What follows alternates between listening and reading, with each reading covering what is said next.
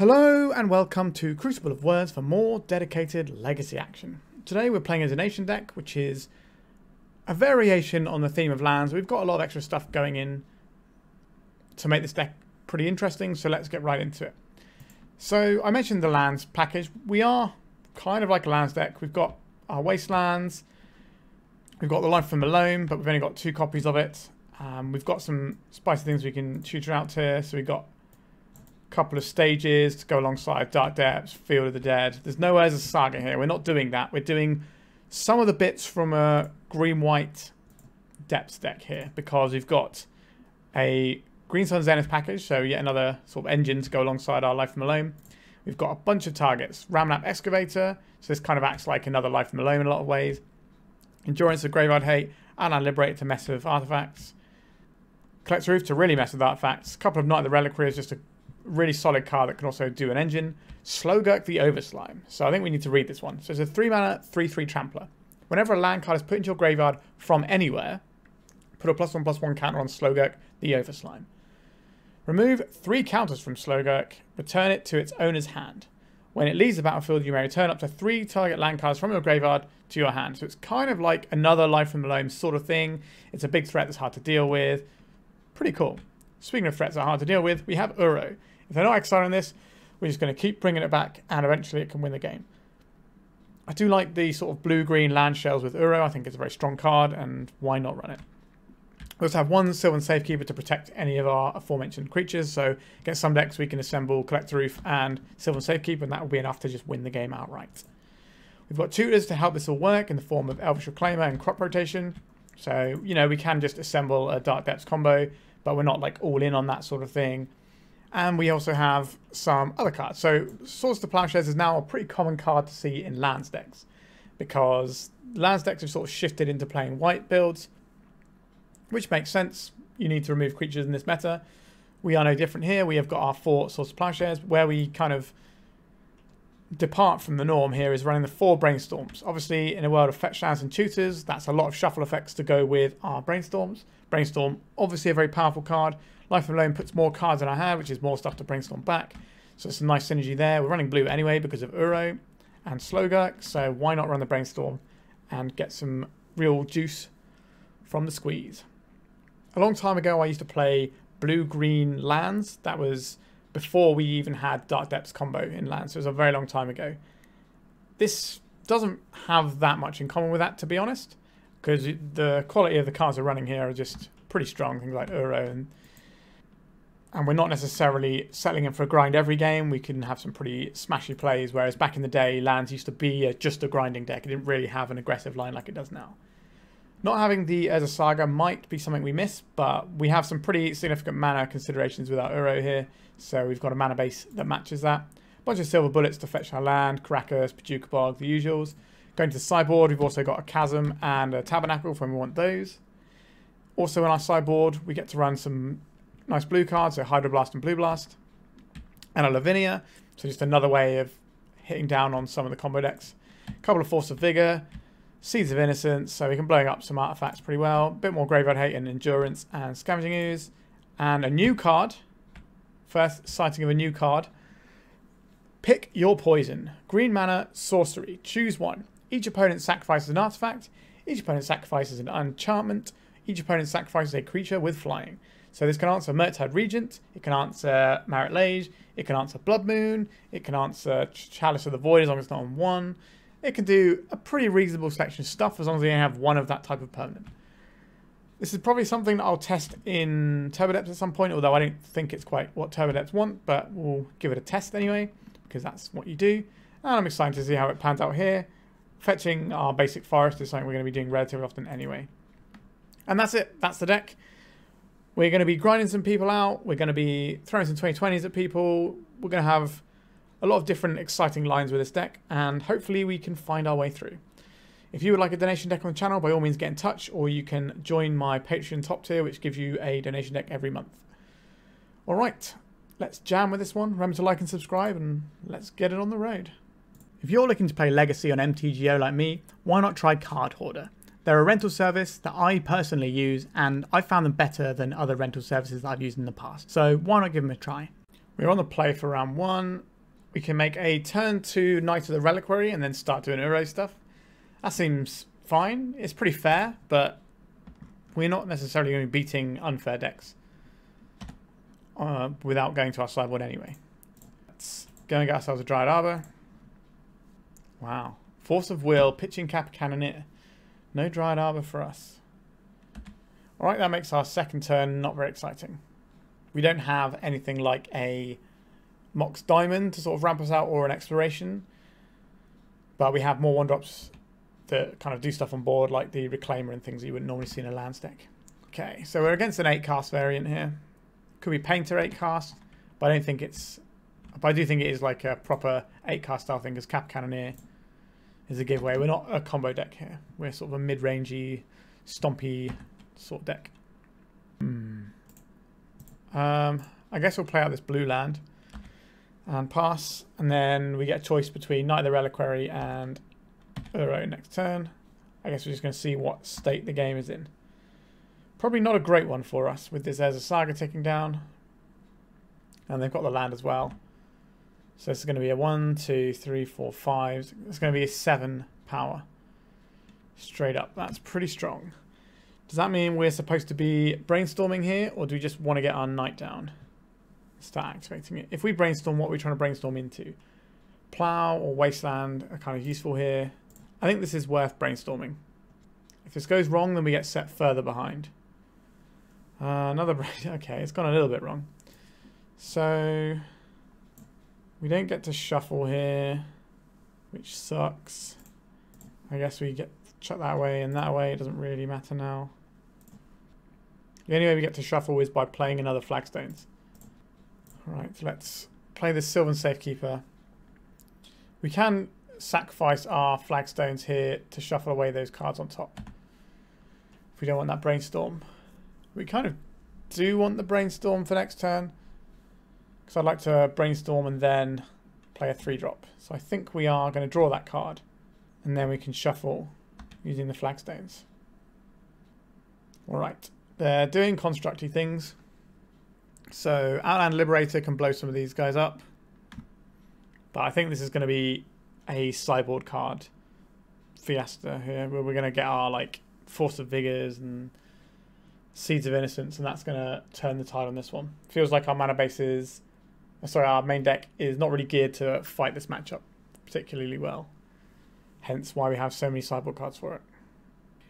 Yep, more artifacts coming out. So this is an attack for 8. Next turn it's attack for 16. And we will not be on 16 life. They didn't get a Shadow Spear though. So there is that. Right, so we want to... We know one of the cards on top of our library. I think we brainstorm still, and then we think about shuffling. Swords to Plowshares is one of the cards we're looking for here. But that means we don't get to play one of our 3-drops now. So we're just going to be chump blocking with this. So we'll put back the Uro. We don't need that for now. And we're going to need this Uro later. I like the Ramunap Excavator. I like the Wasteland. I like all of these things. We need the Flagstones to make a land drop this turn and to shuffle away these cards. Maybe it's the Ramunap that has to go. Right, let's shuffle here. We get planes into play. Do you want another green source or another blue source? Kind of need both at this point. I think we'll get the Tundra because that's our... No, we'll get the... Yeah, we'll get the Tundra, I think, actually. Blue's going to be hard to come across. So if we Swords to Plowshares now and our opponent has a Shadow Spear in hand, then we lose. If we... Oh, yeah, okay, so we're going to have to pass here and try to resolve our Swords to Plowshares on one of their guys when they go to attacks. So we're not really doing anything else with the rest of our mana. Our opponent's taxing effects are taxing for 3 because they have like the Metallic Rebuke and Force of Will. So it's probably going to be a hard counter regardless. We do give our opponent potentially another draw step to find it. But this means we're not dead to a Shadow Spear. And they didn't fetch the Shadow Spear earlier. Alright, there's a Lotus Petal. And there's a Bauble. We are allowing our opponent to gain more life by doing it this way. So we're going to block here. Then we'll plow the other one. Alright. We live to fight another day. So now they have a spell bomb. If we play a creature, it's going to be getting bounced by the spell bomb anyway. So we're more incentivized to play the Euro than the Knight this turn. Okay. Let's go for this. Blue, green, 1. See if we can find ourselves another plow. This also gives us a little bit more life to work with, so we're unlikely to die to this. I'll put this on the battlefield. We don't have the green for the crop rotation, which is kind of awkward. We only had the 1 green when we fetched the green off of this. I was more concerned about getting the Euro, but I guess we needed a green for that as well. So what are we doing now? We are passing the turn. We do not need to wasteland anything. We can save that wasteland for an Urza's Saga. So we take 7 this turn. Okay, we take 8 this turn. That's quite a lot of damages. We can make it 7. And then next turn, if we play the Euro, so we'll be on 5. We'll go down to 4. We'll gain 3. That's still not good enough. Okay, so we just take this. So we need... Do we have any spicy crop rotation targets here? Like a Maze of Ith would be grand. There's no Maze of Ith in our list. Ramunap Excavator. Do we have a Sajiri step? Not that that matters against the Ether Spellbomb, actually. So we can play Ramunap Excavator. We need to play 2 creatures here. I think we can just about manage that. So we need this crop rotation to resolve, I think. Right, so we're going to get the Savannah. And this gets us the Yavimaya, which gives us the green we need to deploy the Ramunap Excavator, which then allows us to play a land from our graveyard, which gives us the ability to play Knight of the Reliquary. That could be any land we play here from the graveyard, although they're all flagstones. Green, white, white. So we are just kind of treading water here. But we now have Uro online for next turn, if our opponent wants to bounce one of our creatures. Otawara. So they're going to bounce both of our creatures here. Yeah, because the spell bomb finishes this off and then they kill us. Sure. Okay, so we have some tools for this. I would like Seeds of Innocence and Force of Vigor. That's a good starting point. Lavinia stops all their 0 drops, so that's pretty tasty. This isn't really a Tabernacle matchup. Pick Your Poison isn't actually great here either, because they have a bunch of artifacts in play. So it's not really removing anything. Scavenging Ooze is good against Emery though. That's probably what we're looking at here. That's 6 cards. That's quite a lot.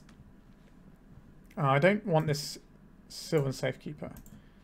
I don't really like crop rotations into our opponent's counter magic. That only leaves us with 1 card to find here. We've got any silver bullets we don't need. Outland Liberator and Collector Ouphe both excellent. Do we want... We're boarding out this Endurance. I think we are boarding out the Endurance. Actually, we got any lands that we can get rid of here? Karakas is good against Emery. No, I don't think we're getting rid of anything here. Alright, we'll go in like this. Okay, this hand plays. So we probably get Savannah for this, off of this. Or we can get, we don't have a trop, do we? We do have a trop. So we could get the trop here, and that allows us to brainstorm to find the next land. That sounds like a good play too. And as soon as we find 1 more land, we're just away because we have life from the Loam. We've got a Force of Vigor we can snap off and do some damage to our opponent with. If they sequence things in a weird way, we maybe get to smash some really important stuff early on. A Seat of the Synod and a Lotus Petal. Which looks like an Emery turn. Sure. So now I would very much like to find a white source for this plow. Alright, let's cast this Brainstorm. Found the white source. We also found another one of our better cards here. We could keep a Lavinia and use that as a follow-up, but I'm not too bothered by this. What are we getting rid of here? I think we're probably just getting rid of the think it's the Knight. Right, so this needs to be a white source. And we need greens, so it's probably Savannah. We could smash these, but I don't think it's worth doing. I think we can wait a bit. Alright, so this looks like a good opportunity to hit these two permanents. Are we getting rid of our Scavenging Ooze and just holding up another Force of Vigor for down the line? Or are we getting rid of this other Force of Vigor so that we have access to Loam shenanigans? This is a really tough call. Force of Vigor is one of the better cards in this matchup. I think I'm going to bin off the Ooze. Alright, we got them. The Saga doesn't get to make mana this turn. They have one blue in their pool. What would you like to do with that, opponent? Play an Ether Spellbomb. That's fine by me. An Emery. After I just got rid of my Scavenging Ooze. That's really annoying. Thespian Stage is a land. Is it worth doing anything with? Or are we just securing our land drops forevermore with this Misty Rainforest? So we can start just pumping out Wastelands here. Although we have the Dark Depths combo sewn up if we just go and get Marit Lage. Okay, yeah. I think I'll do Marit Lage with the Force of Vigor to blow up the Spellbomb. Like, we need to find one more land for this to work. But we can go and get our Dark Depths and end step. If we draw a land, then great. If we don't, then we Life from the Loam back a land. Our opponent's getting a bauble. That's fine. They can't play the lands from their graveyard, so at least that's something. Which card is more important, blue or green right now? Sorry, blue or white. I think the white is more important because we have removal. That'd be nice to get rid of this Emery.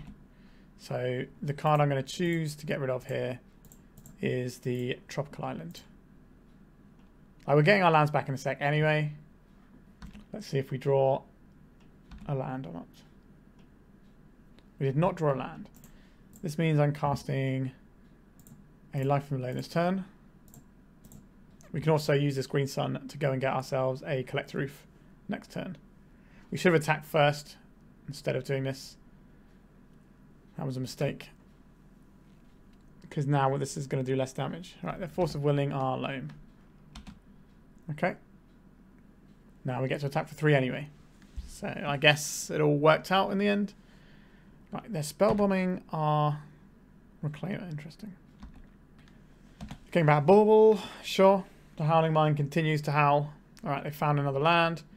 They've got patches as well. Things are starting to look a bit up for them. But we're still pretty odds on for this Life from the Loam strategy. If we want that. I'm going to just try and get a land here just off the top. We did not get a land off the top. That is a bit of a punish. We don't have a 1-drop to find. That's just not true. We've got... what's it called? Sylvan Safekeeper. That's not really where we want to be. Right. Let's just dump out another Reclaimer. Or the same Reclaimer. Yeah, so if we'd have... We went for the higher play there, but with the risk factor attached. Like if we just dredge the Life from the Loam then we always get to do our thing. It just takes a little bit longer. Right, so there's Ether Spellbomb. We'll break that when we need to.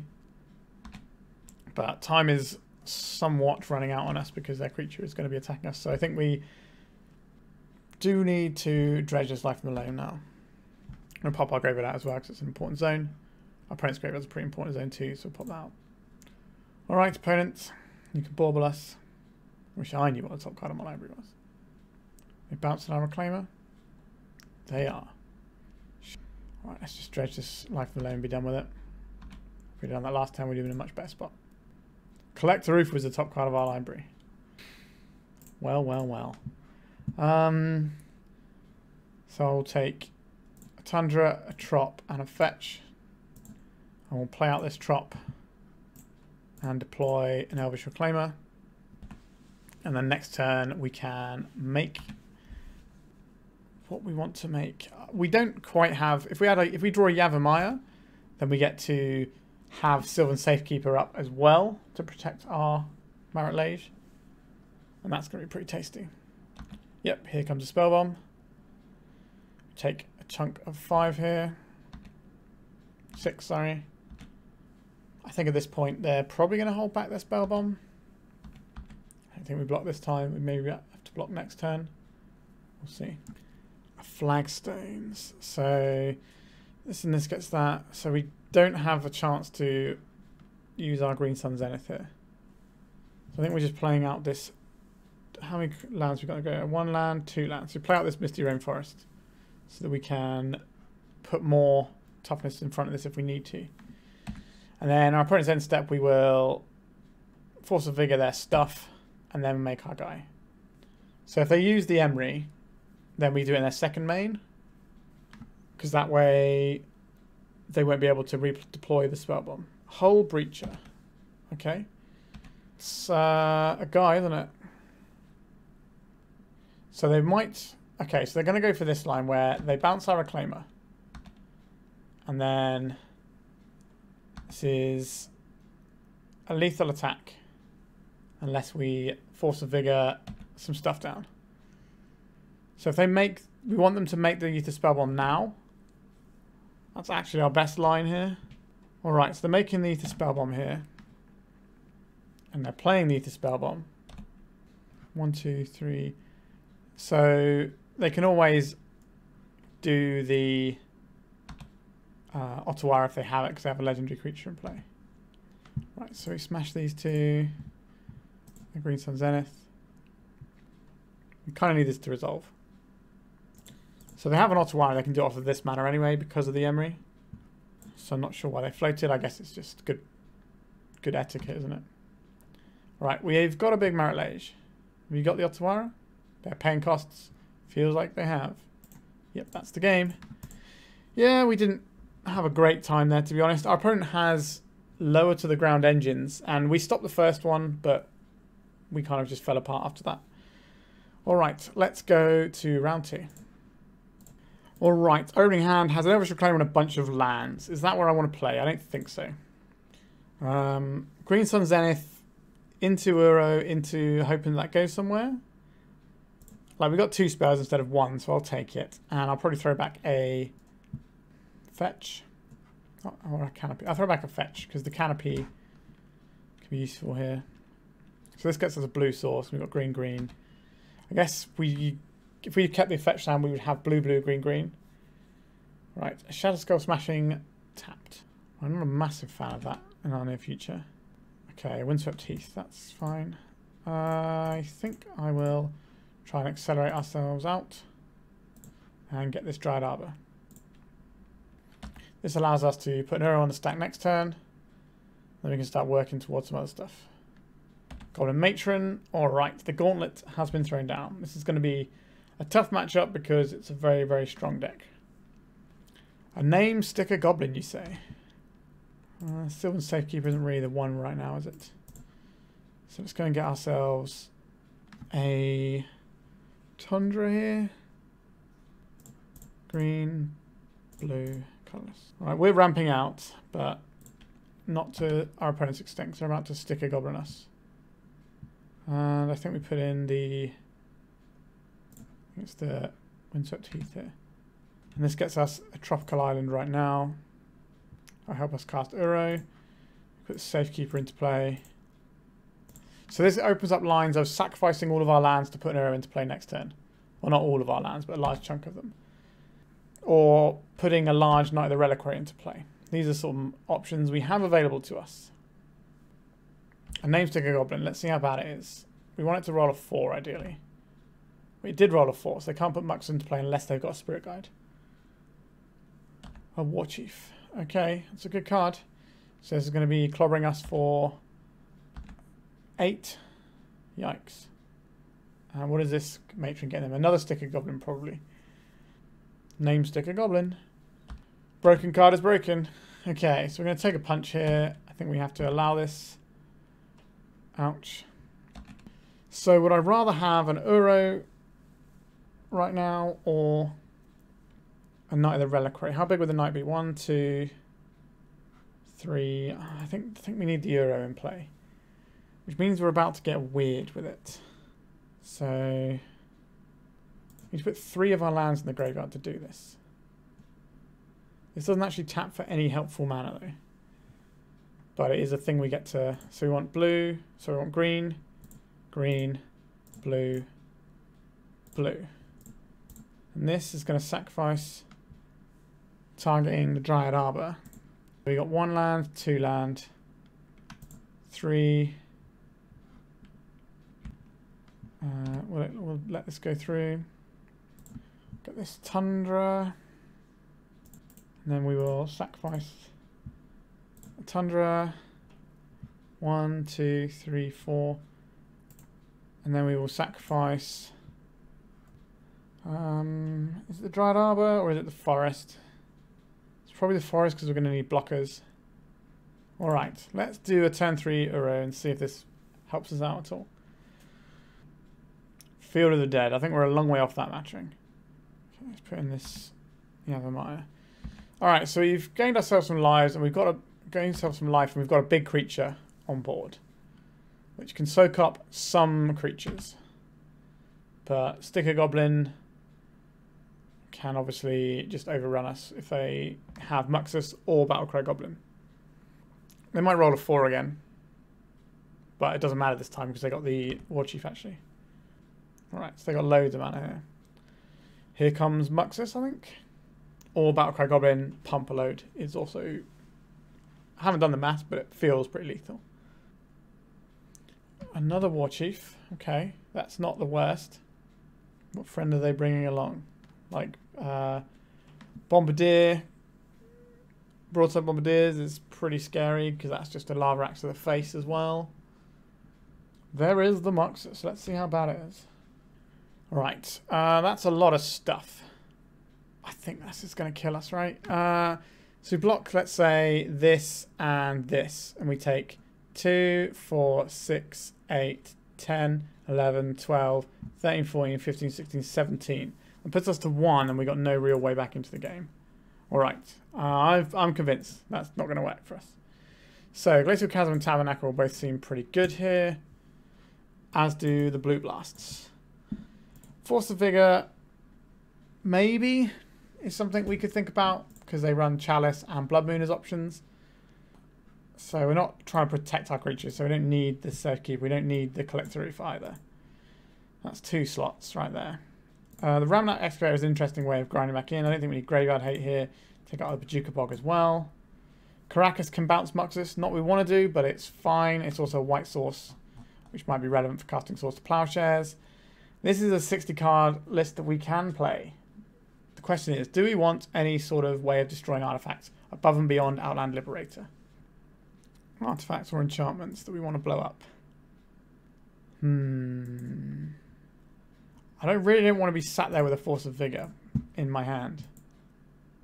Maybe we can trim an Uro for 1 Force of Vigor. I'll just go too overboard on it, but that plus the Outland Liberator plus the Green Sun Zenith means that we've got enough to get through something, if that's what the game is about. So this is a turn 1 Dryad Arbor, turn 2 Knight of the Reliquary. Is that good enough? Like, we can also do like Wasteland shenanigans. But like the rest of our hand is pretty light. I think we have to mulligan. We're looking for some removal and stuff like that. Okay, this hand is alright. We've got a Brainstorm to fix it up. I don't really want this Dark Depths right now. So we have 2 choices. We can either deploy a turn 1 Green Sun Zenith, or we can hold up for a Brainstorm, which is what I think I want to do. I don't think getting the Dryad Arbor is the best here because we don't have a 3-drop in hand right now. A Chrome Mox. Okay, this could maybe give us an interesting Force of Vigor option. There's a Fury underneath that. Sticker Goblin. Alright. Are we just getting 10 wand? No. Well, maybe. If they've got Sooner Spirit Guide, we might be. Okay, they've got another Sticker Goblin. Yikes. 7 mana. Do you have a Muxus to go with this? They do. Are we getting 10 wand? So don't have haste just yet. So we have outs here. Our out is Tabernacle. So the best thing we can do here is Tabernacle and then Wasteland their City of Traitors. So our plan here is to Brainstorm in our opponent's end step. Oh, they've all have haste now, right? Oh no. That's gone horribly wrong. They've got the... okay, we'll let our opponent go through the motions here and just see quite how bad it is for us. I'm 99% sure we're dead here. I haven't done the maths, but Let's see if we can put a nice little turn 1 on camera for you all. So Bombardiers is throwing us some more damage. They could have done this after combat damage, but again, -9 could have been -10. So they just hit us for 30 on turn 1. Yeah, like this. That's the thing about this deck. It can just goldfish you super duper fast, as well as also having like a pretty reasonable mid-game plan. All right, off to round 3 we go. All right, our opening hand for round 3 looks pretty fine to me. We can go and get a Dryad Arbor on turn 1. Turn 2, we can play our Nightly Reliquary, and then we can Wasteland lock our opponent turn after. That seems like something I would enjoy doing. We can also assemble a Maverick Lage combo if that's where we need to be. We've just got a pretty sort of standard looking green-white depths hand. We've got our little Snake Cleric to buy back all of our lands from the graveyard. Yavimaya is also pretty good with Night because it allows us to sacrifice any lands. Dryad Arbor, here we come. A Lotus Petal. An Urza's Bob is another 8-cast matchup. Or is this a combo matchup? It's interesting that this opener could be the same in like a couple of different decks. Okay, the Brainstorm means we're probably looking at the Epic Storm here, which is pretty terrible news for our hand, which means we're probably pivoting to make Maverick Lage as quickly as possible. Lion's Eye Diamond. Are we just dead? A Dark Ritual. A Cabal Ritual. Beseech the Mirror, sacrificing Mox Opal. There it is. This can go and get Gaia's Will. And they replay the... Okay, then they're just going for another Beseech the Mirror here to play around Endurance. Yeah, so they're playing around a main deck Endurance, so they're just going to Tender us out here. There it is. They're just putting on the stack as we concede. Alright, we got turn 1 again. Okay. I would like some Lavinias. Our opponent correctly identified that these Endurances do work, so they're not great, but they're a thing that we have, and I'll take a thing that we have. This can blow up some of their artifacts. Like all of this, it has some amount of use to it. The Source of Plowshares are not going to do us any good here. Bojuka Bog is reasonable. Karakas is a white source. We don't really need white sources in this matchup for the most part. Feel of the Dead is going to be way too slow to matter, so we can take that out. Wastelands are good. Crop Chasers you want. Brainstorm to find the pieces. We do not need Sylvan Safekeeper. Outland Liberator is fine. I like Ramunap Excavator to waste them around. These things are probably too slow to matter, so we can take them out. That leaves us looking for one card, or we can just say no to one of these. So if we just get rid of... this is a tough one. Like Seas of Innocence is kind of slow, so let's get rid of that one. We could board in one Tabernacle for the purposes of our opponent doing a Empty the Warrens, and we can at least find it with one of our tutors. I don't hate that as a thing we get to do. I think I will... How are we going to fit that in? Maybe it's one of these Pick Your Poisons. They're not great here. They're just a 1-for-1 that interacts with our opponent. And we've got to take those when we get them, I think. Okay, so we've got the graveyard covered. We can blow up some artifacts if they play them out. The downside here is we're a little bit slow with getting our Dryad Arbor offline. I think that's still acceptable, though. His hand is a bit clunky. We're going to need to find some white mana. But we do have green mana, at least. It's just a bit of slow green mana. We've got a clock as well, if you want. That's a 2010 clock right there.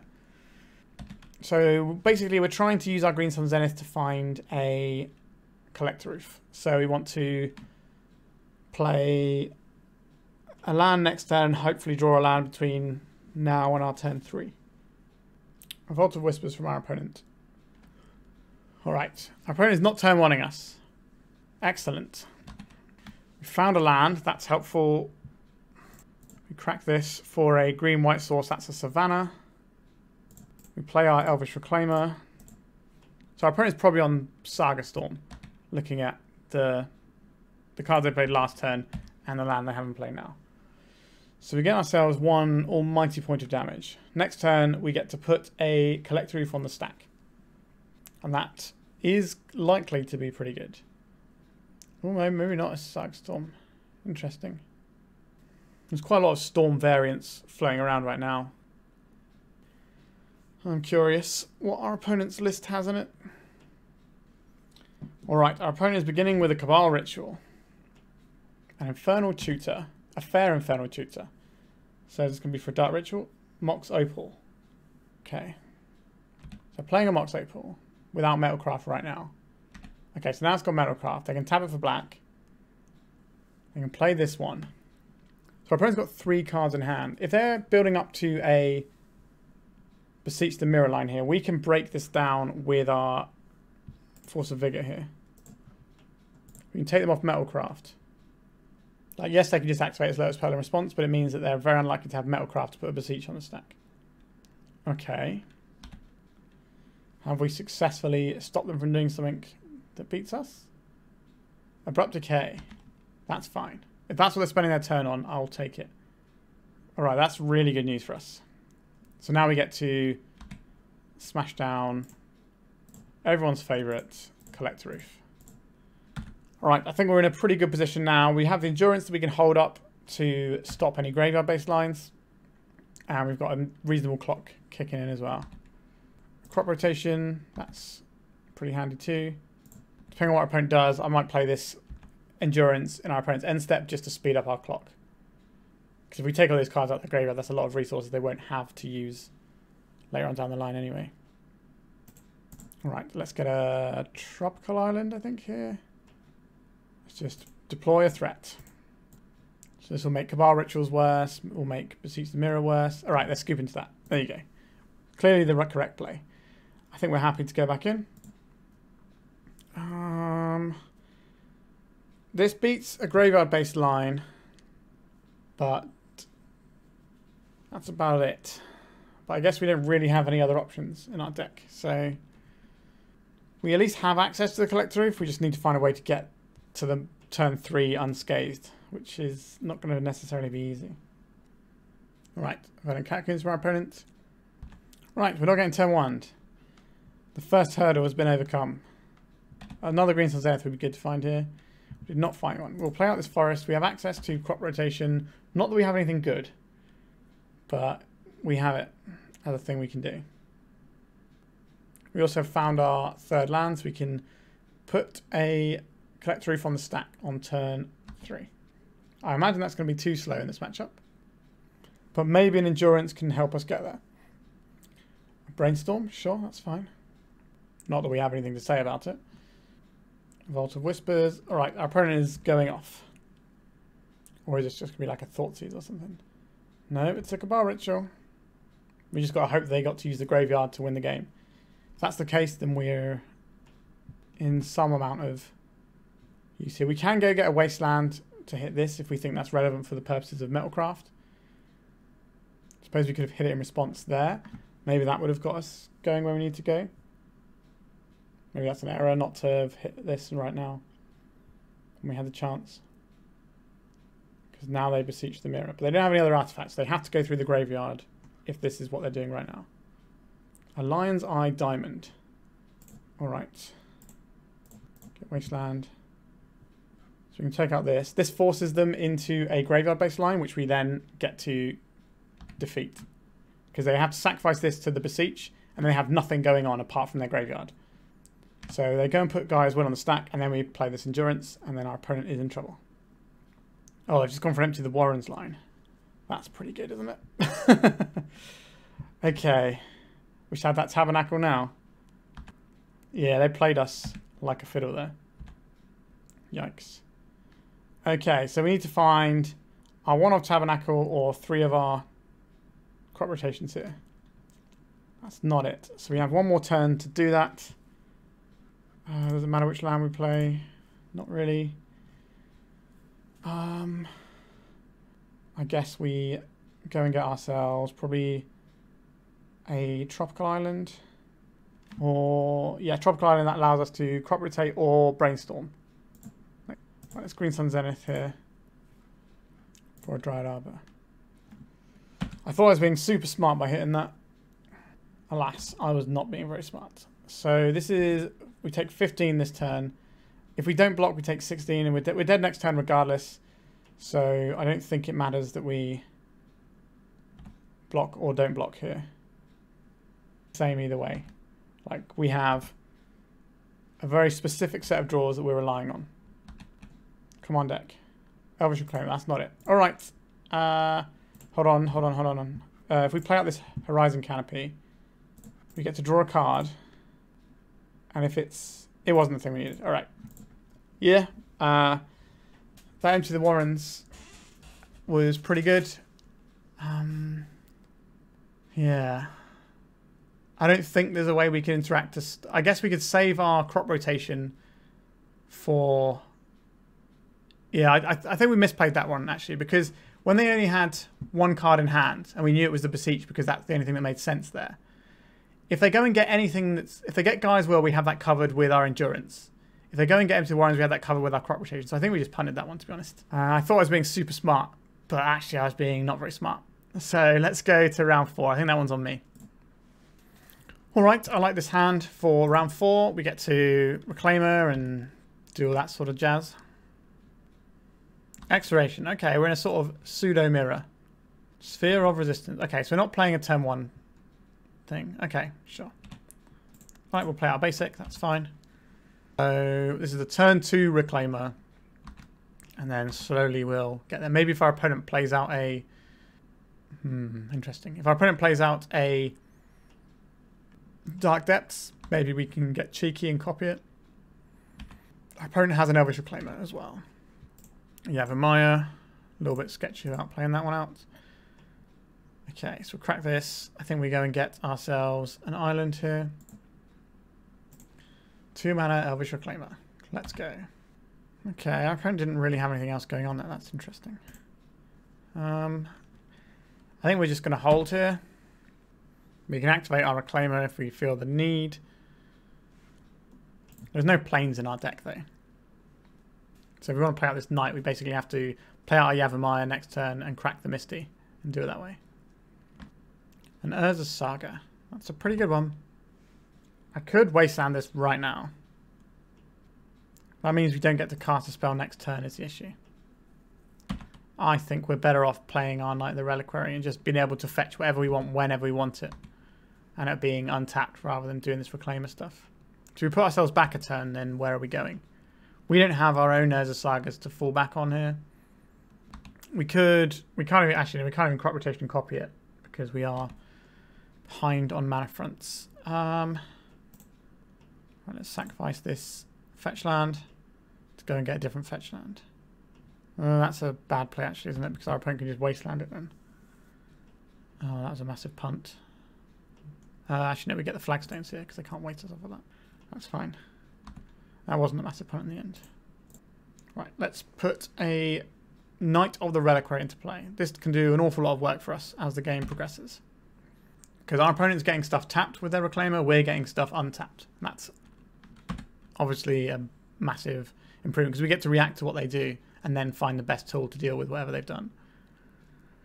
Alright, creating a construct. So they're probably getting a Pithing Needle to name our Knight of the Reliquary here. But that's not a Shadow Spear. A Soul Guide Lantern. Okay, they're going a different approach. They're going to shrink our Knight of the Reliquary. So they can get an attack in now if they want to. A Karakas. Okay, so the Dark Depths combo probably not a winner for a while. We're going to have to grind through a lot of our opponent's resources first. Right, we'll take some damage here. An Elvish Reclaimer. So we can go 1/2. 2 mana gets us a Dark Depths. This sacrifices this. Gets a Thespian stage. So we could activate it if they tap out of everything. What are we doing in our opponent's end step here?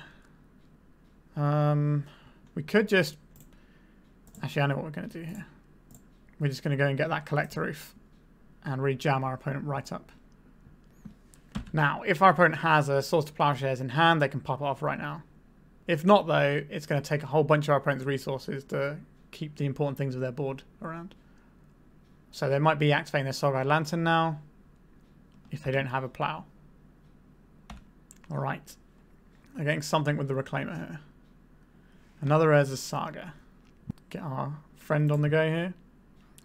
So Tundra is pretty good here. It gives us our other blue for Uro. This gets us a Wasteland. We take out their Saga. Alright.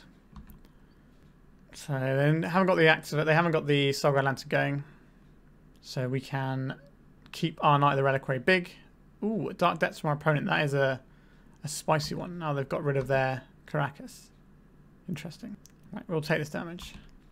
Maybe we should have got the Outland Liberator instead of the Collector Ouphe. But the Collector Ouphe stops their Mox Diamonds. It stops their Soul-Guide Lantern to keep the size of our Knight of the Reliquary. Should hopefully jam them up a bit. So we can make a copy of this. They do... yeah, so they can sacrifice stuff whenever they want. Sure, I think we pass here with some options available to us in our opponent's turn. A Ghost Quarter. That's a pretty good one. What is our play here? We have both of our basics, which is a little sketch. I think we're going to cast this Endurance. Just make our opponent's Life from the Loams worse. And are we going to Knight the Reliquary here? I think we're just going to start Urowing Tropical Island.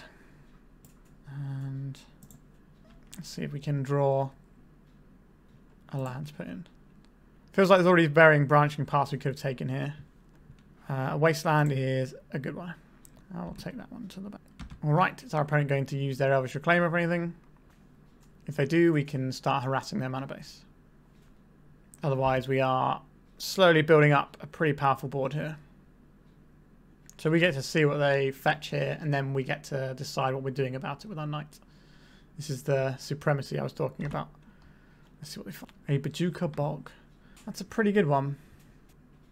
So now we only have a 2-2. Another Sphere of Resistance.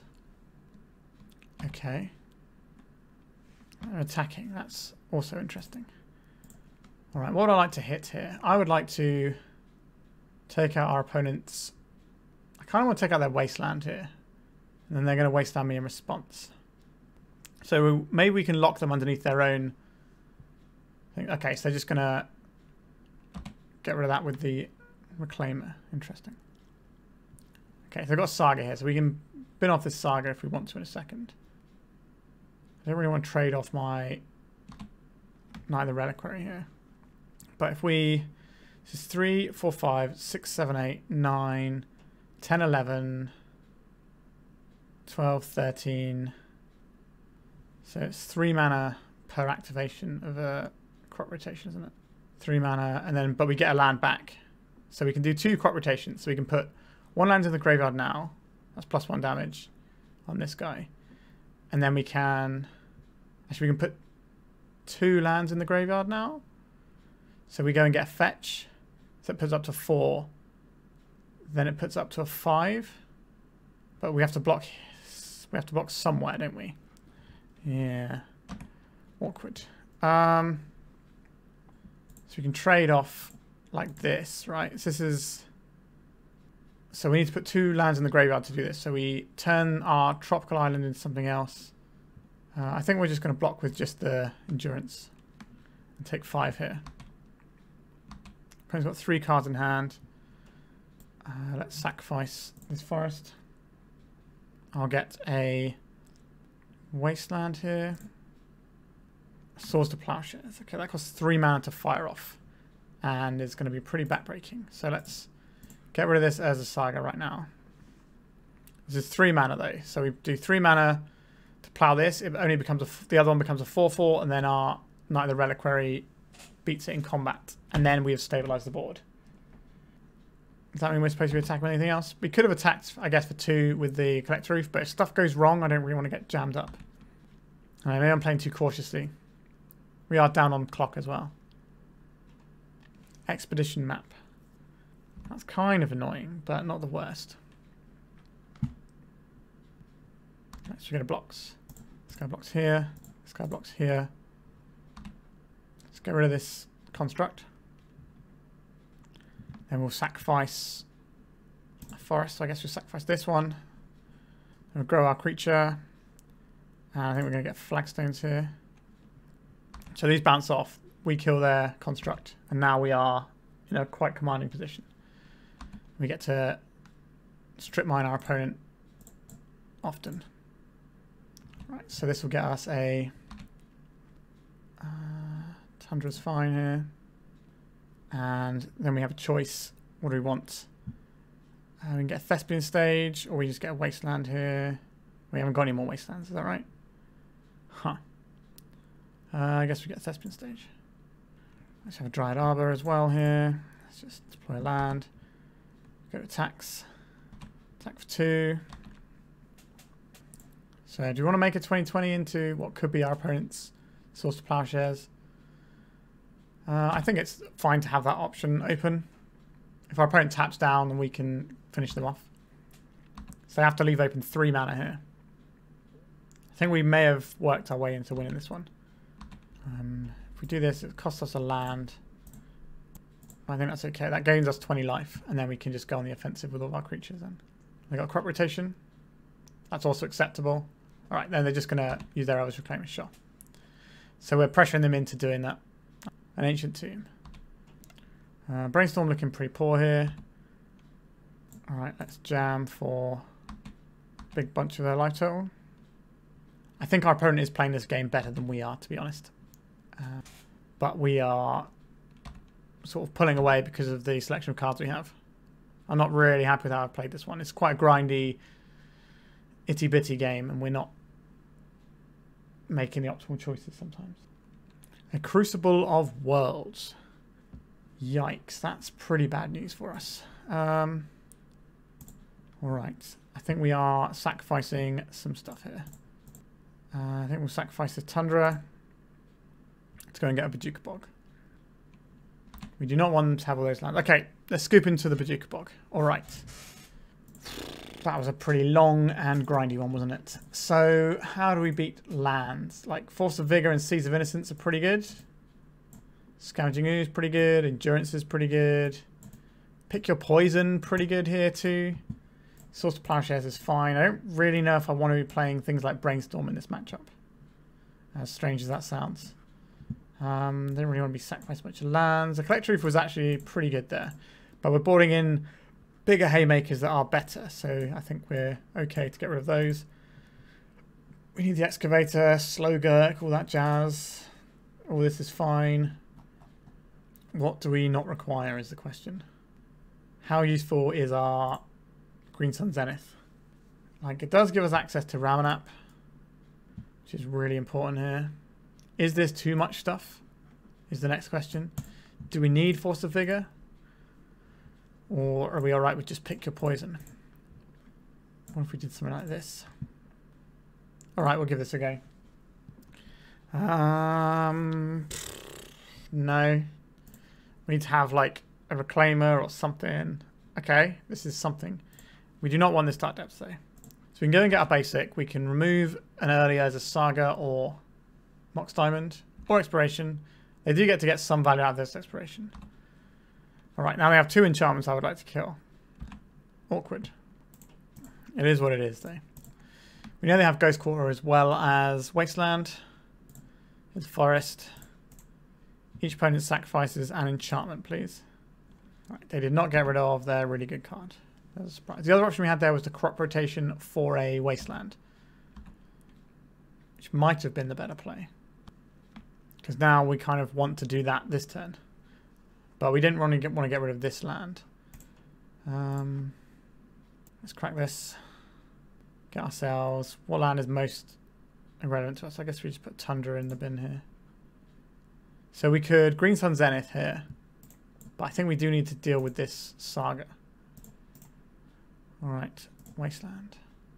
Take this out. Next turn we will get back our Wasteland and hopefully can ride that to victory. A Shadow Spear they just had. Okay. So they've got a 2-2. And this is going to put them above 20 life. Okay, it's a 3-3, sorry. So it's like Delver Secrets level. That's pretty fine. So if we... I think the best play we have now is to Green Sun Zenith for a 3-4. 1, 2, 3. Yeah, we've got loads of lands in there. So we go and get ourselves a 3-4. That can roadblock this. And then we next turn we start Life from the Loaming. And just Wasteland on our opponent. A Blast Zone. He's going to pop that straight up. I'll get rid of their Shadow Spear though. They have a Life from the Loam. Yuck. Okay, so our Life from the Loam plan doesn't look as good now. We have to kind of keep doing it so that our opponent doesn't just Shadow Spear us to death. But it's a funny old world. So we kind of want to keep 3 lands in our graveyard for the purposes of our Reclaimer. Unless we just are happy to take 1 hit here and just secure a whole bunch of land drops. Yeah, I think I'm down with that. So the other option we had there is to go get the Bojuka Bog. But then they have an Urza Saga. Whereas this way we can stop them having an Urza Saga and get the Bojuka Bog on the go. So they might kind of feel priced into blowing their Blast Zone to take out our Reclaimer here. We'll take out their Shadow Spear. Choke. Okay. So they get to get in for 3 here. I did not want to get in for 3. Interesting. We will not draw that this turn. Right, another Endurance. That's pretty good here. So this can get us the Savannah so that we don't get locked under the choke. So we don't need to get the Bojuka Bog right now. So we say no to Life from the Loam. Okay, they're going to sacrifice this Horizon Canopy and get it back. Sure, that's fine. A Ghost Quarter and a bunch of other stuff gone. So now what we do is we get to play our Endurance and Wasteland. So we're going to try and get them when they do the loaming. Right, so there's the Saga. Sure. All right. So don't think we're dredging right now. So this gets rid of their Saga. So this can turn this into a Bojuka Bog, which means we get to play a land tapped this turn. And we're still holding back on blocks, I think. So if our opponent casts a Life from the Loam, we go and get Bojuka Bog to get rid of this. And then we untap and we play the Endurance to get rid of the Loam. And then we sort of cover their engines and then we can just play the Wasteland them out of the game. Swords to Plowshares, you say. So now we start dredging the Loam. Okay, so we have 2 options here. We can just start Wasteland on our opponent every turn, or we can put a Knight of the Reliquary into play. We can do Knight of the Reliquary and have Loam. How many lands do we have? 1, 2, 3, 4, 5. I would very much like this Wasteland. We don't really want the islands here, do we? We can leave the fetch lands in there. So it's Yavimaya. So would I like a Knight of the Reliquary here or not? Or do you want to start Wastelanding? I think I'm more into the Knight right now. Like if we can just start Field of the Deading. Help if I played the right mana for that, wouldn't it? And no, I think do we just start stripping our opponent's green sources? Yeah, we don't have a lot of time now. We need to be making decisions. And maybe I'll make some good ones at some point. They're going to put a counter on Blast Zone here. They are. That's acceptable. Now if they pop this for 3, they blow up their choke, which does unlock some stuff for us. This Field of the Dead feels quite ambitious in our deck that doesn't have exploration, I will say. Life from the Loam. So we let this happen and then we take the Loam out next turn. 1, 2, 3. We'll just draw a regular card this turn, I think. A Dark Depths, interesting. Right, so this turn, green. Let's get rid of their Loam. So it's been a multi-step process to make this happen. Now we can actually start attacking. Right, we just keep playing lands with different names. And then we can start making some 2/2s. Okay. So a crop rotation is happening here. The Redstone Portal fixes their mana a little bit as well. A Bojuka Bog. That's pretty good. And they're besieging our Field of the Dead. So that's one of our win conditions gone. Yes, we will get one of our lands. I suppose we get a Dryad Arbor here. It's good as anything. Doesn't get stopped by choke. Flagstones. That also doesn't get stopped by choke. So 1, 2, 3. Right. Let's start jamming. Right, we have a Swords to Plowshares. So we could just try and fix this whole situation we're in. Start bashing for more. But I think we're just going to attack with the 2 endurances. Because there's some weird situations where we might need to deal with a plow. I guess we've got the... Sorry, to deal with a Maverick using the plow. We already have the Knight of the Reliquary, which kind of is the big trump card here. Blast Zone. They're putting some counters on the Blast Zone. We have to respond. We will... I'll cancel that. We will sacrifice this first. We'll go and get ourselves a tropical island. We'll turn this tropical island into a wasteland. We'll take out this Blast Zone. And now we can plow this creature if we want to. We have lethal. It's been a scrappy fight. An exploration. I don't care about that right now. Play attack. That would be a weird play. Okay. 5, 6, 7, 8, 9, 10, 11, 12. This will be exactly lethal. They have an endurance of their own. We're still incredibly far ahead here. Just eats this, but they take 7. I guess they can put the Shadow Spear on their guy now, which is kind of annoying. Oh, maybe we have thrown this one. I don't know. Our opponent has played this game better than us. They do deserve to win. I am not very well versed in these sort of green-white depth style decks. I've never been very good with them. I'm better at like full-on lands or turbo lands, but not the sort of in-betweeny stage. It's an interesting choice for them here. So if they attack... Okay, so we'll put them to 9. This is not a race that they get to win if they continue, if they don't have anything else going on. Right, a Dark Depths. A crop rotation. Are we just getting Maverick here? We are. I'm going to fire this off now. Yeah, maybe we're not supposed to go for the win there and just keep chipping away with our endurances. But I kind of felt the pressure of the clock, but now we're going to probably have to try and win a whole other game in 5 minutes. I don't know if that's... It's still possible, but... an endurance, that blocks for a turn. Play our Dark Depths. I guess we pass here. They can just put the Shadow Spear on this, they can't they?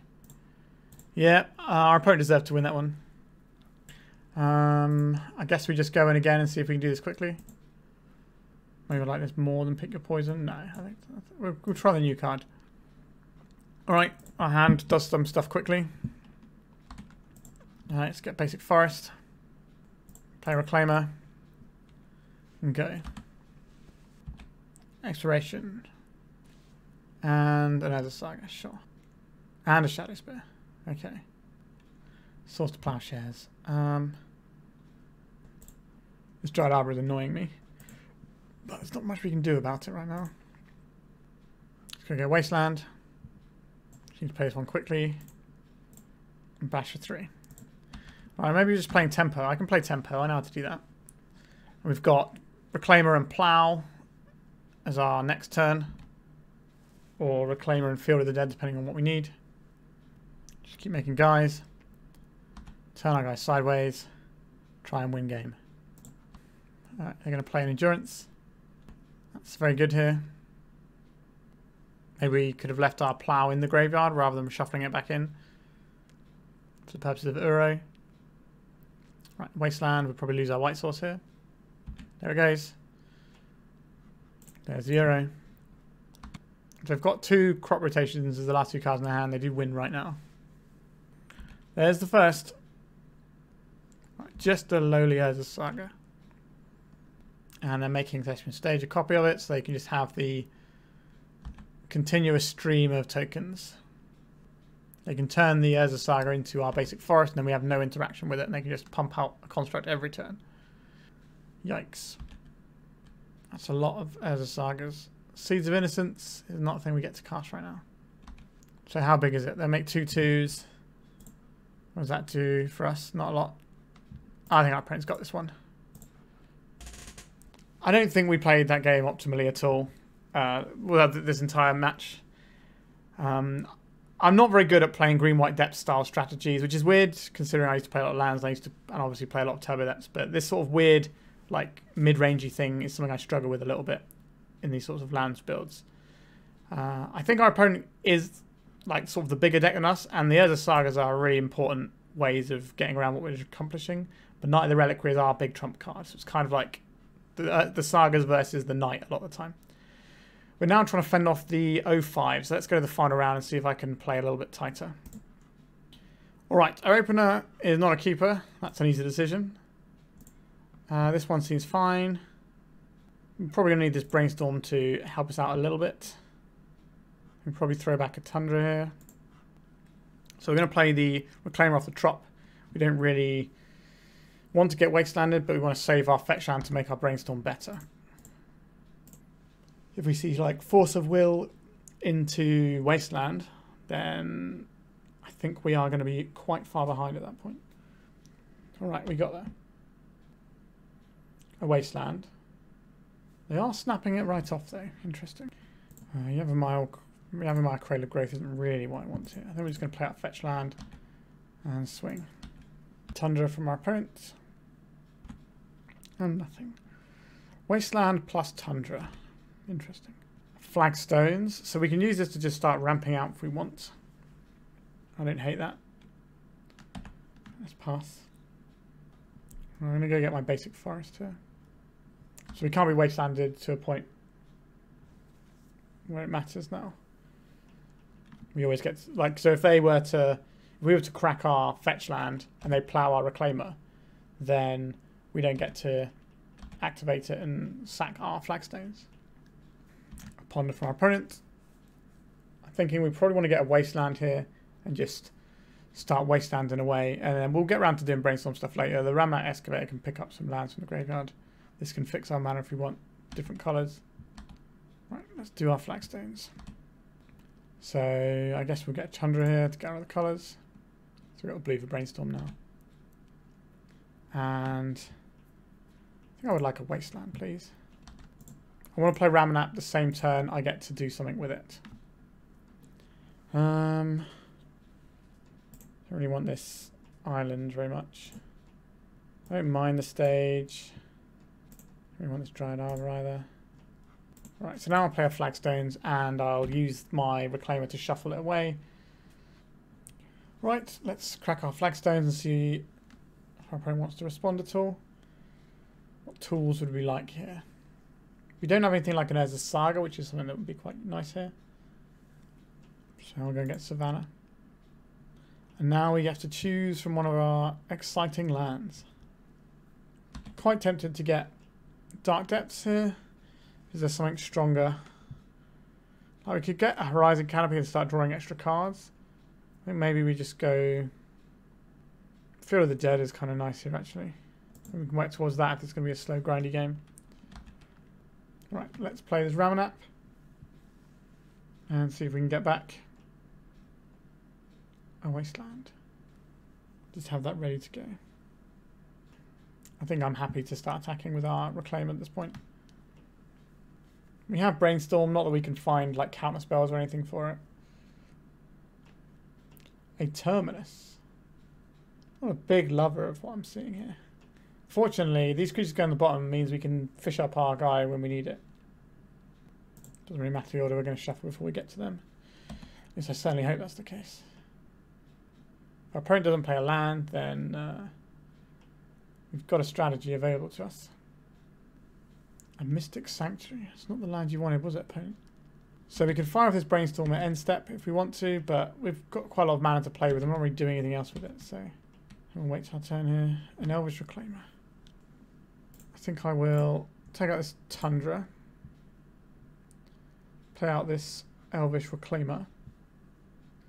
Play our Thespian stage. And I'm not going to try any Brainstorm type stuff. I suppose we could have, before playing out our land, Brainstorm to try to find the Knight or something like that. But I'm quite happy to just throw threats one at a time here, since they've shown us sweepers and they're a pretty slow deck from what I can see. There is a Brainstorm. I would much rather use this Brainstorm with a shuffle effect immediately with our Reclaimer. So that's why I held on to it for a turn, which I think is generally going to be better there. Let's have a Plains. Interesting. think I'll still Brainstorm here though, because that sacrifices a lot of our lands if we're doing that. All right, so we have the Green Sun Zenith I want. So I think we throw back them in this order in case our Green Sun Zenith doesn't resolve. So do we think our opponent's playing something like a Daze? These cards do not scream Daze to me. I want to get the value from our Ramunap Excavator. Some red mana over there. A Spell Pierce. Good old-fashioned Spell Pierce. I'll play this Yavimaya out. And crack for 3. 1, 2, 3, 4, 5, 6. If you control 7 or more lands of different names. Alright, so next time we start making 2/2s. It's going to be... No, I thought it might be a small 4th Eolingus or something, but that seems a bit sketch with our Reclaimer. So now we just have to keep playing lands. That's our strategy at this point. And just aggro our opponent down with Field of the Dead. Up the Beanstalk. Okay, so we are a sort of 4-colour BANT-centric Beanstalk deck. Alright, that makes sense. The Wasteland makes a lot more sense now that we've seen some green mana. What land? This can find a tropical island, can't it? So this gets us a Field of the Dead trigger. We can get one in our opponent's end step as well with our Flooded Strand. That's all we need to do. Just keep pressuring our opponent. A Tiger. So next time we can copy our Field of the Dead with our Thespian stage and then play the Dark Depths. A 4th Eolingus. X equals 3. I don't know if I care about this. Like, I don't think it's worth trading off here. Like, we could trade off 2 zombies. Or we could just serve and start attacking. I think that's just going to be better for us. We just got to get over the hump here. Our opponent's got, like, engines and stuff set up. Get a tropical island here. Maybe we're supposed to get an actual island because our other fetch lands might not be able to find the other lands there. A Green Sun Zenith, that's kind of interesting. 3, 4, 5, 6, 7. So our opponent will have to block and trade here. So if we make our Thespian stage, so we have 1, 2, 3, 4, 5, 6. So if we play any other land, we will gain the abilities. So we'll do that. We're going to 1 off of this force as well. Sure. I'll play out land. So we get more creatures. They need another miracle here. And Terminus. Well, that guy doesn't give us a 2/2 immediately. Fetch lands are like the best draws for us at this point. Ferry is not very exciting. They can bounce one of our tokens. Bouncing the tapped one.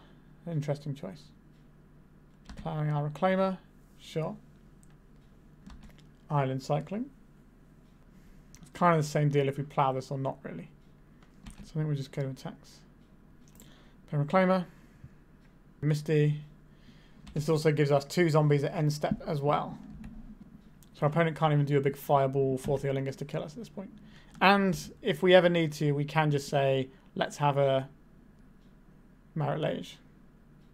It's unlikely to be good in this matchup, but it's a thing we can do. There's a Ponder. So Terminus isn't good enough here. Unless they can Terminus in our attack step. With Teferi.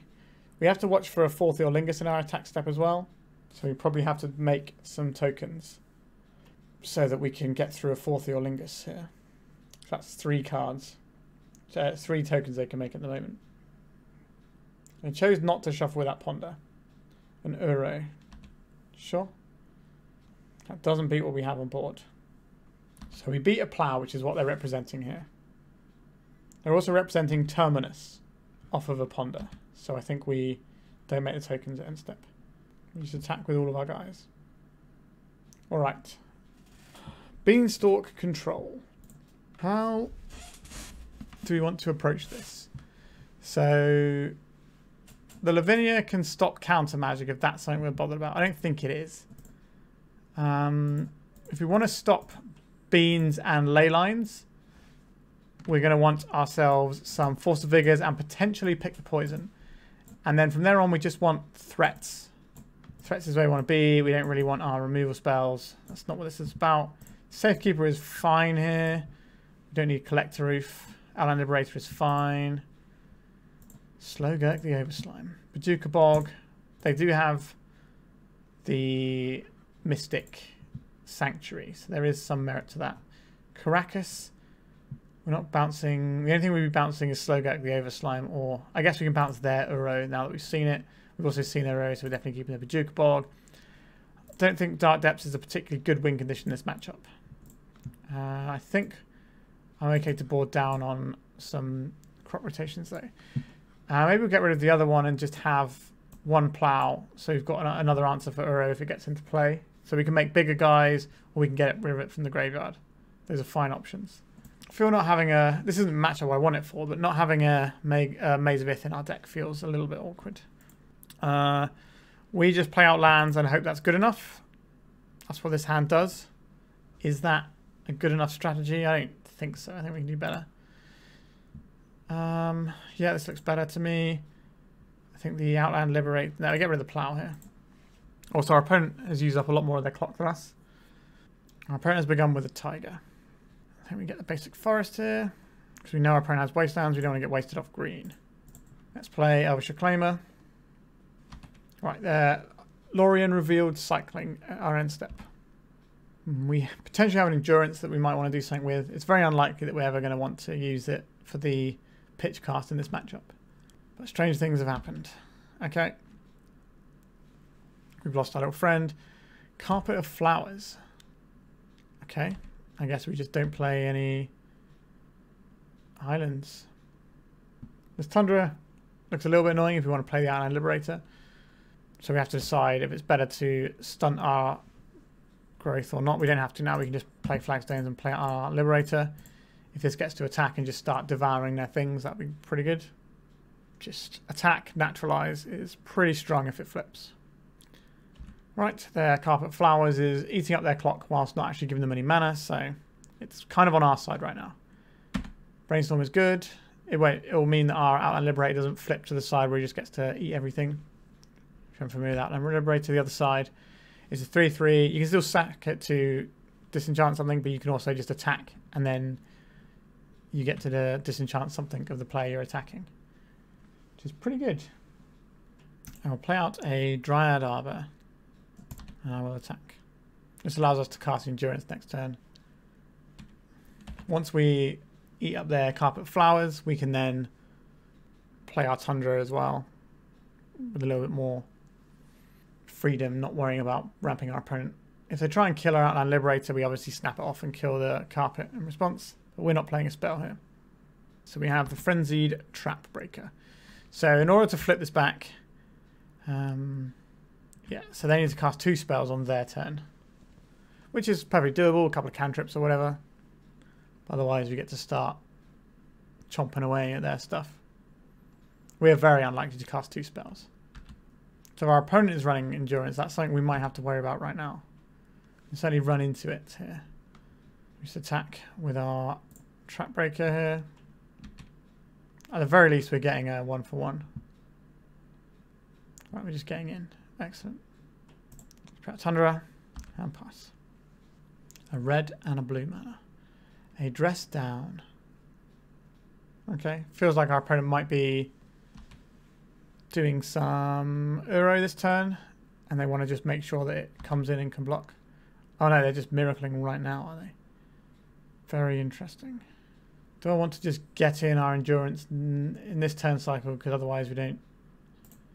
Oh, our Dryad Arbor doesn't lose the ability to tap, even though it's a forest still. That's interesting. Okay. Yeah, so we're punished for playing out the Tundra and not the Canopy there. A Wasteland. We're going to hit our Tundra here. And they do. And now they just get to put an Uro into play. And we don't have a lot of removal in our deck. We were planning on being the beatdown we wanted to see in the world. A Misty Rainforest. Sure, we'll play that out. Our Endurance isn't really helping us here, but we can get 2 Endurances and then trade them for an Uro, but that gets blown out by any removal spell, and our opponent's probably got quite a few of those. So chances to win this game are slipping away. Now we could try and grind our opponent's clock away, or we could scoop it up, but I guess we do have some pretty potent draws here still. And we've got this Field of the Deadline, which, if we can buy ourselves enough time, will be good enough to win the game. So I think we've got to hold on and play this. Like, if this Uro's unchecked for long enough, well, it's not going to take very long is what I mean. Like, they can hit us 3 more times and we'll be dead. And maybe they just fire off a 4th Eolingus and just completely bury us. Okay, this is a good spot to cast this Endurance. I think I'll take this Tropical Island. No, we need a Savannah here because we need Tropical Island. We already got white. Alright, let's say no to Wastelands. The opponent's got 1 card in hand here. This can be a Leyline Binding. Felt like a very telegraphed Leyline Binding from our opponent there. Where is that Swords to Plowshares? That's the real question. Okay, we'll play out this Horizon Canopy. And I think we'll cast this now. And just get rid of that life from the Loam. Well, we know this is going to resolve. So now we know our opponent probably has this Leyline Binding. They were thinking about killing our Endurance with it. Although, why would you do that at sorcery speed? Maybe they're going to play... If you had a Beanstalk, you would just play it. Oh, it's just going to be a big 4th Eolingus? It is, for 4. Okay. So we double block the Euro, trade 1 Endurance, and then we try and cobble together the pieces after that. That was an interesting attack. I didn't put a land in with the Euro. Let's trade 1 for 1 here. They do get the Monarch, which is obviously annoying, but the Euro was genuinely a pretty scary thing. Now they're going to draw a bunch of cards and that might give them an Euro again. But we've only got the tools we've got, right? 1, 2, 3, 4, 5, 6, 7. If we have enough time, this will work. So we do this, we take 6, and then we take 4, and then we're dead. So let's draw a card, I think. A Dark Depths. It's not really the one we're after, is it? Right, we'll play out a Dryad Arbor in case we need chump block. It's not very good at chump blocking when our opponent's creatures have trample. Misty Rainforest. Up the Beanstalk. Sure, our opponent's got engines coming out the wazoo here. So they're ploughing our guy. Let's see what they attack with here. I think they leave 1 guy back. That's fine. Not fine, but it's where we're at. It is still nighttime according to the transformational things. Wasteland doesn't do anything for us. I guess if we play our Dark Depths now, this turn they attack us for 8. We block, and that's only 7. Okay, so our opponent has to attack with everything to kill us here. And they might not. They might fear a crop rotations. They might just want to keep a creature back. Just stop them losing the Monarch. Okay, they're just putting this 4th Eolingus here, so I think we'll say no to the rest of this game. Okay. Don't want anything different here. I'm more inclined to have some more plows kicking around. Because this game's going to get a little bit slow and grindy, I think. And we need to just make sure we don't lose this one, really. Do like the endurances still. I like all of these things. Just pick your poison. Good enough here. I think it's fine. What if they're not running Leyline Binding? But they must be, right, in their deck. Why wouldn't you be running the Leyline Binding? Maybe we'll keep 1 plowing. Because our opponent's got to try and beat us in quite a small time frame. We could bring in Hydroblast just for 4th Eolingus if we're feeling that way. Alright, we can get Elvish Reclaimer on the go. And then something profit. Here we are getting the basic forest again. We don't want to be just wasted off of green mana entirely. And we'll pass. Right, our opponent's cracking a Misty Rainforest. And a Brainstorm. An Elvish Reclaimer. Interesting. I think we are on mana denial time. Tap for 1. And then we'll ramp out with a green sun. Or we could go and get another Reclaimer. I think I'd rather ramp out though. Because then we can play a Reclaimer and activate Reclaimer in 1 turn. Okay, let's go out. They have drawn both the cards they put on top now, right? Or they got 1 more card. They did have the 1 more card. Alright, this is an annoying one. What do we want in this situation? We're looking for flagstones. Then we need a green source so we can cast this endurance. So it's probably a... We also want a blue source here, right? So it's probably Trop. Alright. That's annoying. Maybe we should have seen that telegraphed via the turn 1 Brainstorm. Any order's fine. We've got another play here, like a ponder. A carpet. Okay, so our mana denial is not going to look amazing in the face of that carpet. Are we going to ponder off this? No. Okay. So we could play an endurance here and just start beating away. Or we could play an Uro. I think we want to... Do you want to save our endurance?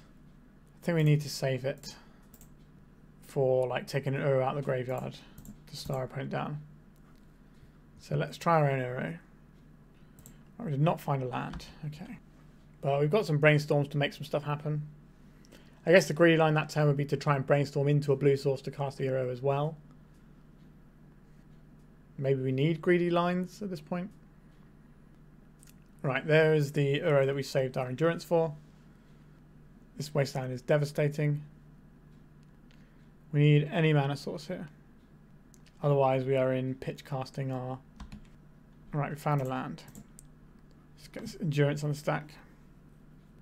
They might fight over this because of the time left on their clock, but they decided not to, sure. So we're rewarded for saving that endurance. A beanstalk, sure.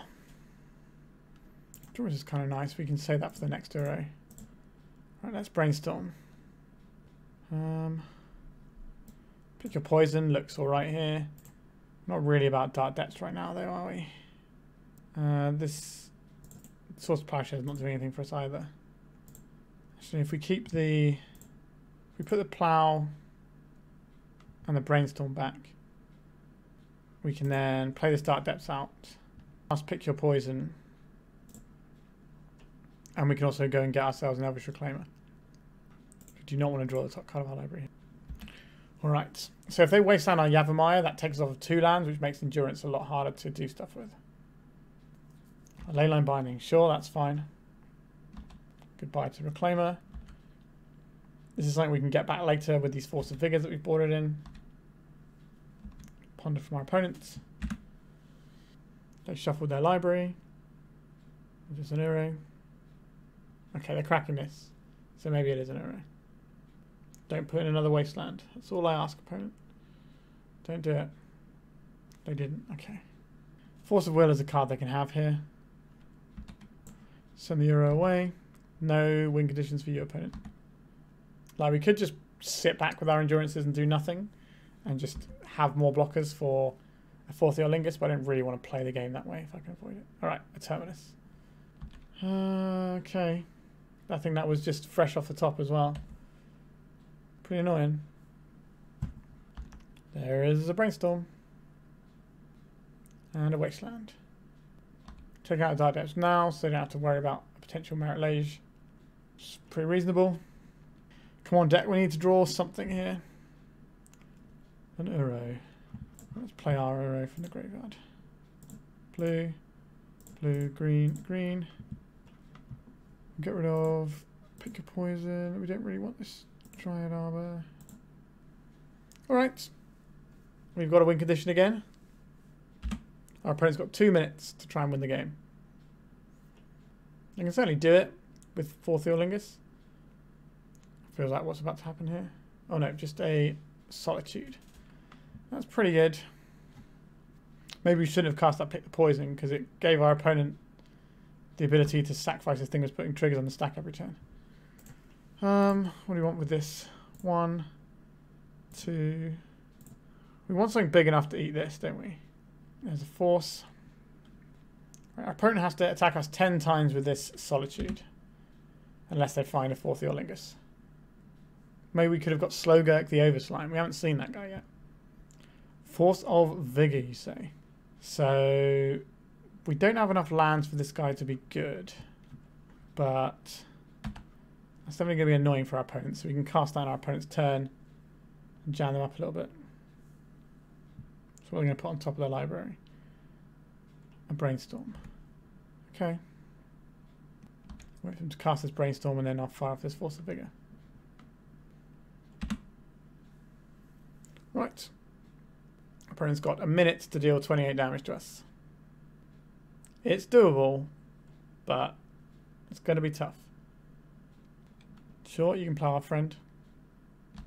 Brainstorm. Sure, let's fire that off. Is this a Force of Will on our Brainstorm? Okay. Let's get an arrow into play now, and then we'll come back next turn. That's a potentially useful card. 1, 2, 3, 4, 5. So our opponent can hit us for 10, 11, 12, 13. So they need 3 combat steps if they fall Theolingus right now. I don't think you have time to ponder, but I guess you don't have the cards to win, so you need to ponder. Alright, we're going to get a classic timeout there. Alright, we managed to avoid the trophy, the reverse trophy of 05 by our opponent timing out. If we look at our matches, you know, we were winning stuff here. So, you know, this is a 1-2 and a 1-2. We got a bit clowned there, but that's okay. Let's talk about this deck, though. So, I'm not the best judge for these sort of mid-rangey type builds. I tend to go one extreme or the other. I'd like to be more like super grindy or really fast. And what this deck is doing is it's playing 2 different decks together. But some of the bits I think that you need aren't in this deck. So I think you can play a pretty strong lands deck with Uros in. And probably with Brainstorm as well, and Slogurk. I think Ali has played it, where you have your normal land stuff, which I think is what we're really missing here, is the Mox Diamonds and the Explorations. I think we need at least one or the other, because otherwise, what are we doing? We have Elvish Reclaimer on 1, and then the rest of our curve is like 3. So if we sort by mana value here. So yeah, if you look at our curve here, we have 1-drops, but which of these 1-drops are actually doing stuff here? So this is reactive. We don't really want to be brainstorming on turn 1. Crop rotation on turn 1 isn't great either. It's kind of reactive. Sylvan Safekeeper on turn 1 again isn't really doing anything. So we basically have 4 turn 1 plays here. Although we do have the Zenith to get the Dryad Arbor. However, that means we're not using our Dryad Arbor to get any of our spicy things. So if we do this, then maybe... So with this 3 of allows us to potentially skip over the fact that we don't really have a 2-drop slot either. So we're kind of trying to get to the 3-drop slot without the stuff to get us there. So we need some amount of, like, basically both lands and green-white decks play Mox Diamond. So we probably need Mox Diamond in our deck. We've got 29 lands, it would help. Lands obviously also plays Exploration, which is really good when you're trying to cast like Uros. It's quite nice to like just super duper ramp. Obviously Uro can kind of ramp you out a little bit on its own as well, but Exploration obviously has some amazing synergy with Ramunap Excavator and the Life from the Loam. So we have this little package of things here. Where is the other one? Field of the Dead. So all of these things that kind of want us to be playing an Exploration deck, but we're not. And Slogurk the Overslime is kind of a similar deal. That's much better when you have Exploration in a deck. So we've got this package of 5 cards that requires a card that we're not really running to shine its best. Because only once really did we get to Field of the Dead. And that was only in a very grindy matchup. And it was only just that we managed to start making them. So we kind of don't really do much in the first... Like if we have a hand that doesn't have Elvish Reclaimer, we're probably not doing much. We have to have one of these 7 cards. And we just don't have the 2-drop slot here either. We can, you know, do a little bit of Brainstorm and stuff. But the thing you have to understand about our Brainstorm deck is we're not a deck that's brainstorming into something that you can cast on that turn. So a lot of these, you know, you see Delver decks, they brainstorm and they have Daze, they have Force of Will, they have 1-drops they can play as well, whether that's removal or whatever. So we, you know, we can brainstorm into crop rotation or Swords to Plowshares. So we have the removal or a little bit of flexible stuff with the crop rotation, but you don't really want to crop rotation that early. Crop rotation is the thing that gets you the answer to the problem. And if your opponent's just making creatures, then we don't have a Maze of It, so we can't get that answer. And even if we could get that answer, it would then stunt our mana when we're trying to cast these 3-drops. Or, you know, maybe they're going to cost 4 if we're getting them off of Green Sun Zenith. So I think the curve on this deck just doesn't really work. And we felt that a lot of the time, I would say, where we kind of had this Reclaimer and we weren't doing the most with it. So I think we need a little bit more acceleration to get us where we're going. Like, there's different ways you can go, because this is kind of like 3 different decks rolled into one almost, because you've got a little bit of, I say a little bit, it is a small feel of the Maverick in here. So like the Knight of the Reliquary, Flagstones, that is, and like the Green Sun Zenith with this sort of toolbox feels a bit Mavericky. But we don't have any of the mana dorks that the Maverick decks have, so that they can then play these 3 drops ahead of curve. But it is a lot more like a green-white depths deck. But again, we don't have the Mox Diamonds to push us ahead on the curve, because we're trying to squeeze in all these cool blue cards. But then we're not playing like a full blue lands deck, so we didn't really get to make use of those either. So I think there's just too many ingredients in this one. I was quite excited to play it, but it played a lot more like green-white depths, but without the speed. And I'm not very good at playing green-white depths, and it's not really a deck that I enjoy a great deal either, to be honest, from playing with it. But maybe that's because I'm not very good with it, and I need to get more reps with it, etc., etc. But generally speaking, that's not a deck that I particularly gravitate towards. I'm not a green-white Magic the Gathering player, but I think somebody who is better with that deck would have done better here than me. I was expecting this deck to play a little bit more like lands, but it really didn't. It played a lot more like sort of green-white depths, but we're sort of only running 2 Knights, and we've only got the three Zeniths, and you know, we don't have the acceleration to get us there, and things aren't just really working the way we want. Like if we had a bunch of free spells in our deck, like if we had loads more blue card and had some Force of Wills and stuff, then we could afford to kind of take a turn off to Brainstorm, and it'd be okay because we've got little release valves of like Force or Days or whatever. But that's not what this deck is doing, and I don't think it should be what this deck is doing. What I think this deck should be doing is choosing which way it wants to go. Do we want to cut some of these cards and like cut some of the cards and go into like an exploration style deck with Slogurk and Uros and things, or do we want to sort of lean more towards green-white depths and basically take a green-white depths deck, but then maybe instead of splashing black like some people are doing for Bowmasters, we can splash like some Uros and Slogurk and maybe some Brainstorms if we have space. Now obviously the black cards in green-white depths at the moment, well, I say green-white, it's Abzan depths really is what most people are playing. Those cards tend to be quite important linchpins at the moment, like Orcish Bowmasters and some removal spells, potentially. Like snuff outs you see, so that you can develop your own board and interact with your opponent, because you need to be doing something early on in Legacy right now. You can't sit around for a couple of turns and sort of get there. Everyone's doing things like Goblins smashing you down. We lost on turn 1 twice this league, for example, in 2 different matches. So having a deck that's kind of slow like this isn't really getting there, and because we're trying to play this sort of like green-white depths game, but we've also got these Uros and things, we don't have room for like the Urza Saga, so we don't have as many engines and plans as these sort of similar-ish looking decks would necessarily have. I think even green-white depths runs 1 or 2 sagas as well these days, so we kind of have limited our options by trying to play too many things. But nevertheless, I think it's an important experience to try these things. And when I saw this deck on paper, I was like, okay, that looks kind of cool. But then I hadn't properly laid it out with the curve like we've got it laid out here. And I think that this is kind of, if you take one thing away from this league, I think this curve is really showing how the deck operates or doesn't operate, as the case may be.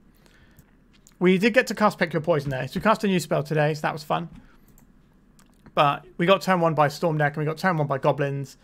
And I don't know how we're supposed to beat either of those decks. Now, to be fair, against the Storm deck, I did make a mistake. So we could have actually won that one. I think generally Storm is very favoured against these sorts of strategies, especially now that they have Beseech the Mirror and can reliably turn 1. Well, not reliably, but more reliably than normal. So the percentage of the games that they can turn 1 is a lot higher than it used to be. So I think it's always a problem for us. But that we should have won that round. We should have just used our endurance for the Gaia's Will and then had the Tabernacle to shut down their thing. We just messed that up, and that was on me. I even boarded in the Tabernacle specifically for that, but I thought I was being really clever when actually I wasn't. So again, I am not great with the green-white depth strategies. I would rather be playing like a full-on, super long, grindy lands one or turboing people out. Obviously, turbo is where my heart lies most of the time. But I struggle to play decks that have green and white spells in as like the core of a deck. Blue and white I can do with green stuff in. Green-blue is fine. I don't know. Something about it, whenever I try and play a green-white deck, it doesn't go well. But maybe I'll get some sort of green-white expert in some deck, whether it's Maverick or green-white depths, and get them to teach me the ropes in a video for you all. Alright, I think we've come to the end of this video. I think there's some good learning here. Some interesting stuff. Pick your poison. I think the fact that your opponent gets to choose, and a lot of decks are running a lot of whatever permanent you're trying to remove. So this is best to kill a creature with flying.